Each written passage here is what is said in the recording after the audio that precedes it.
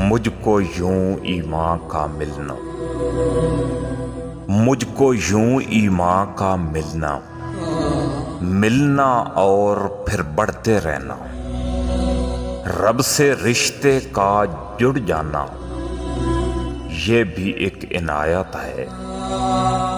रब की बातें सुनते जाना और फिर उनकी वुसअत पाना, दिल का मानदे मोम पिघलना, ये भी एक इनायत है।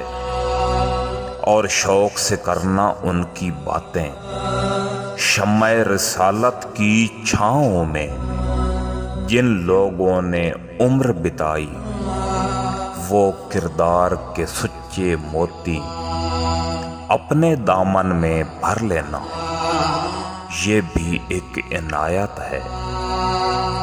रब से रिश्ते का जुड़ जाना, ये भी एक इनायत है।